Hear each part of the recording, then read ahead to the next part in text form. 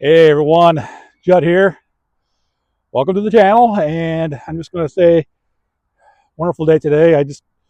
Today seemed like a perfect day to make my way up towards Grand Isle, Vermont, by our only county. That's actually a series of islands, and it's beautiful up here.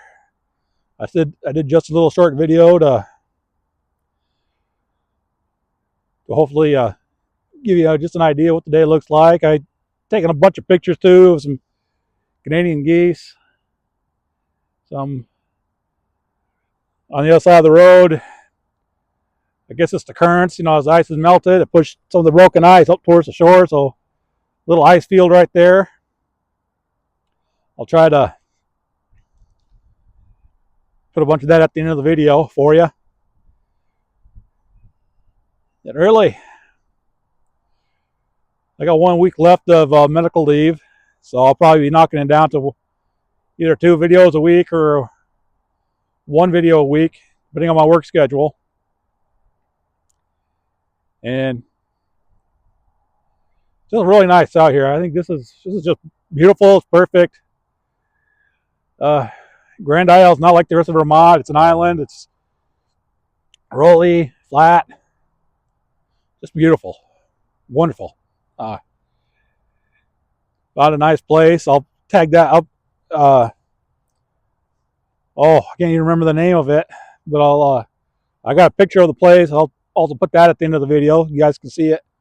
Wonderful sandwiches.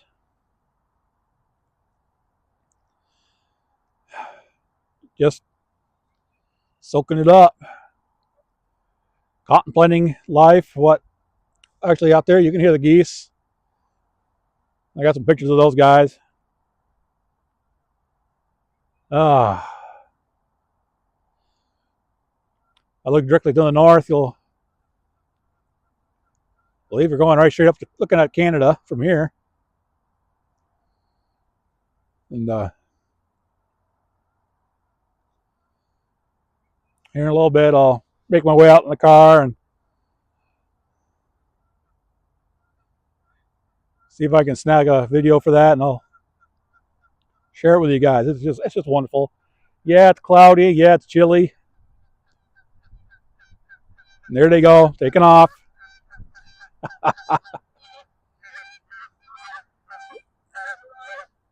There they are, the Canadian Air Force. That's probably not a great joke to be saying at this time during these times, but uh, it's gonna lost all of my mind. So,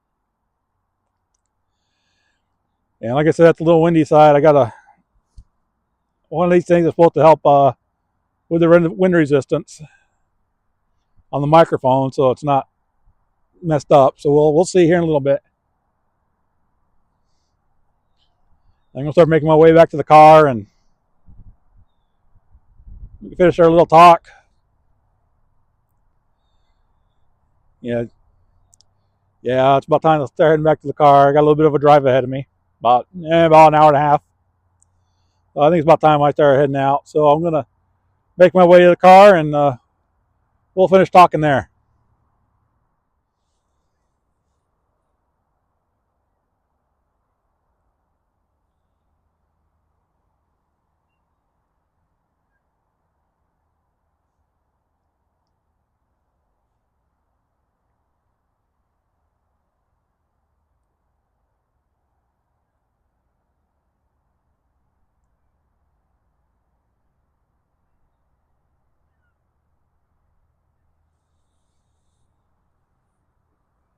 On the coast, on the shoreline a bit.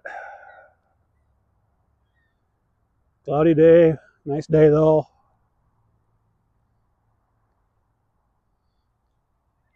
Can't ask for much more. So, one of the things I've been thinking about today is forgiveness. Okay, and I should get my camera back out of the seagull over here. I'm getting distracted.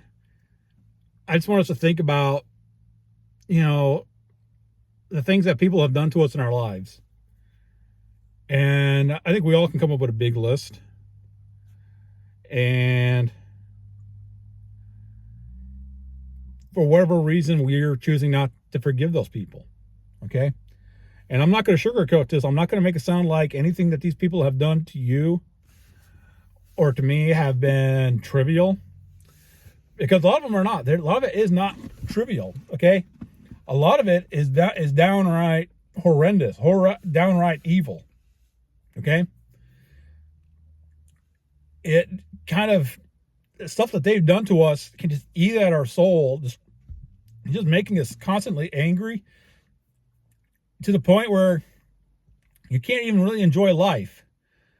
You know, you can't enjoy something simply like going to a lake, going to a beach, going on a hike, going shopping, just doing your daily errands without something triggering you, something that is going to remind you of what that person did to you. And you're going to be either having panic attacks, anxiety disorders, whatever the case may be, because you haven't forgiven what these people have done to you in your life. And I'm not going to sit here, and I'm not a psychiatrist, I'm not a therapist, so I'm not sitting here trying to get you to do something really, something clinical. Well, I find it interesting the power that forgiveness has on our lives. I really wish I had brought this study up and put a link to it. I need to do that one of these days. But the Mayo Clinic did a study on forgiveness, and people who chose to forgive, they had like their blood pressure went down, their anxiety was down. They weren't having, panic attacks, whatever was going down. And it was, to me, as I think about it, to me, it's just mind blowing that just by simply forgiving, that there's this great amount of, medical benefits from it. Now, I'm not going to sit here and preach to you and tell you that, forgiving somebody, it's easy, that, you could just like that, everything will be fine and dandy. It's not. It's very hard to do. And sometimes it takes a lot of time. Okay. This is where, a lot of prayer comes in, a lot of, just meditating on what you need to do is very important, because if you don't forgive, it's just going to eat you away, and your life, life is going to be tough. Okay? That is why when I tell people all the time, try to practice forgiveness no matter what the crime was. You will discover, an array of benefits. And as I've said this many times to many people, the person that you need to forgive, or people, it might be more than one, that everybody that you need to forgive, they may not directly benefit from it. They won't. What's going to happen is, you may never see them again. You may never hear from them again. They may pass on to the next life, but the fact of the matter is that you forgave. You freed yourself from that power that they had over you. And that is what you need to do. If you want to live this life, if you want to move forward in your life, if whether it be divorce, some other traumatic event, I am not going to go through the list. I'm sure they're going to be very triggering for some people. But please consider forgiveness. Okay, and just one thing before we end all this, I want to make this very clear. I'm not saying take them out for dinner. I'm not saying invite these people to your house. All right, are you understanding me on that? Okay, that is not. I mean, you're going to need to have some boundaries. Obviously, you could forgive somebody for robbing your house and stealing all your belongings, but I wouldn't put them in charge of security. But I'll forgive them. I will forgive them. I will not hold that crime against them. And by the way, if you're wondering why I wouldn't put them in charge of security, because I don't want to put them into temptation. Maybe they'll be great at it, but at the same time, you're kind of putting them in a even though you're putting them into a position of temptation. So that's for another day. But please, whatever it is that is haunting you, whatever event is just sitting there, just gnawing at you, whatever person that when you hear their name, maybe it's their first name, maybe it's just the last name, a common last name, you hear it and you're triggered. Try to exercise forgiveness, please. I promise you, your life will just get better and you'll be able to move forward with life. Really quick before I go, I'm going to share this with you, how my ex, the things that she did in our marriage to me, to our kids. Like I said, it's taken me nearly 10 years to get myself to the point where I need to move forward. That I could just go. And that was because that was when I could finally heal. All right. Does it still bother me what my ex has done? Yes. Yes. Because there were children involved. But I have forgiven her. That alone is helping me move forward. Okay. Yes, I'm sure there's things, different punishments that these people in our lives, they deserve to have happen to them. Okay. I'm not going to lie to you, but please consider forgiveness.